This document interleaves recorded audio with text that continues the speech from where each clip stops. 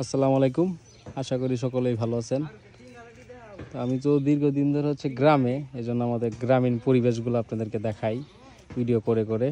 তো এটা হচ্ছে আমাদের গ্রামের একটা চৌরাস্তা বলতে গেলে। এটা হচ্ছে একটা মেন রাস্তা, ওইটাও একটা মেন রাস্তা, এটাও একটা মেন রাস্তা, এটাও একটা মেন রাস্তা। কিন্তু এটা বেসিক্যালি কোনো বাজার না অবশ্য, এটা জাস্ট আমাদের বাড়ির পাশে একটা মোড়। ওই যে আমাদের বাড়ি, এটা হচ্ছে আমাদের বাসা। তো এটা কোনো বাজার না, এটা মোড়। তো এখানে হচ্ছে আমারই এক সম্পর্কে চাচাতো ভাই হয়, ফারুক নাম। সে হচ্ছে সিঙ্গারা, পুরি, পেঁয়াজু এগুলা ভাজে, ভালো টেস্ট আছে। এই হচ্ছে তার দোকানের পরিবেশ। আর প্রচণ্ড গরম, না হলে মানুষজন থাকে। এখন হচ্ছে গরম প্রচুর, অনেক রোদ। বিকাল শেষ পর্যায়ে তারপরে হচ্ছে রোদ অনেক বেশি, প্রায় 37, 36, 37 হচ্ছে তাপমাত্রা আছে এখনো পর্যন্ত।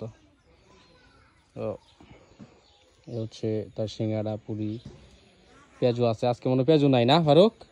পেঁয়াজু হইব কিছুক্ষণ পরে। আচ্ছা, কিছুক্ষণ পরে মুগলা হইব আজকে? না, আজকে মুগলা হইতো না। এই যে হচ্ছে তার চুলা।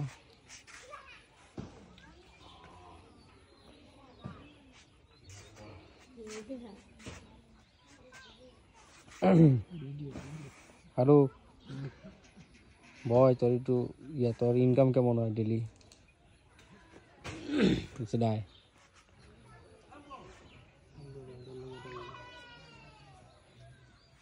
ইনকাম ইনশাআল্লাহ মোটামুটি ভালোই হয়। পেঁয়াজু তো এখনো হইব একটু করে না? 1000 টাকার মতো বিক্রি হয়।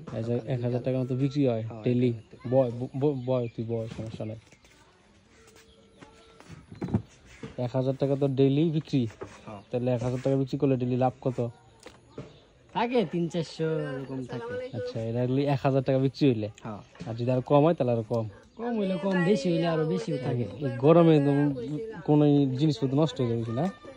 গরমে বেশিক্ষণ জিনিসপাতি টিকে না।